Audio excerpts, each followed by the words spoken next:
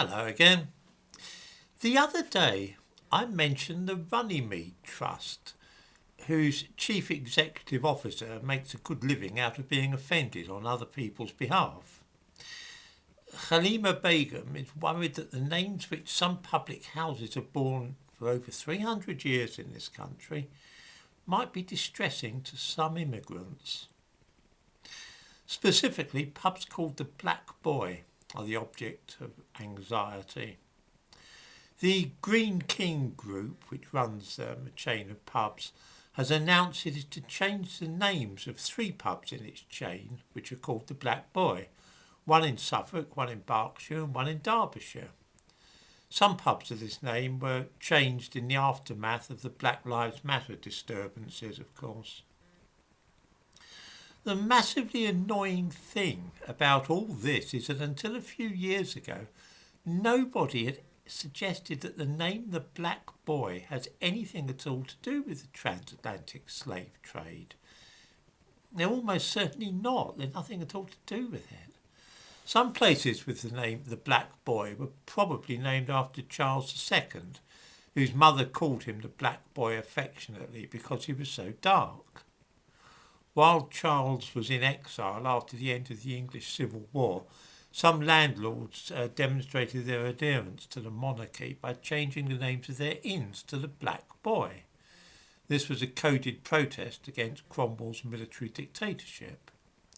Then again, some may also be referring to chimney sweeps and so on, coal miners.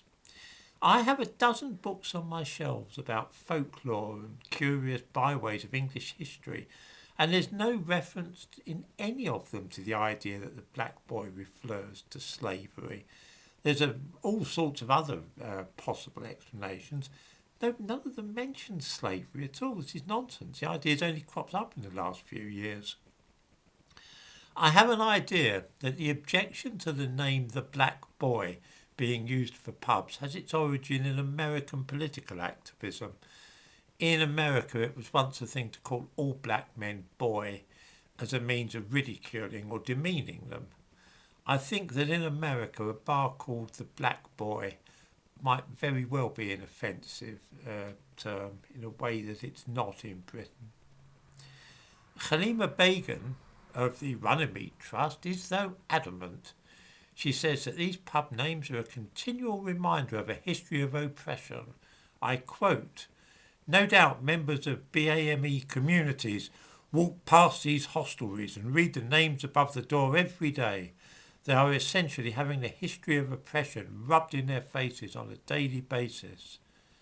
2 things occur to me. The first is that if anybody is walking past a pub every day and finds it upsetting, they might try and find a different route to work or to the shops and so on, and give the pub a wide berth. They could cross the road to avoid it if they really didn't like walking past it.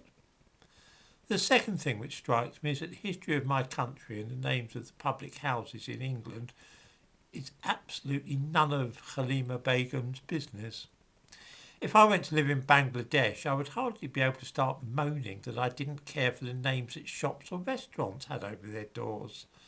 Nobody's forcing me to go and live in Bangladesh, and if I did choose to, then I would jolly well have to fit in with the Bangladeshis and not start telling them to ditch parts of their history because it doesn't get on with my ideas on how things should be.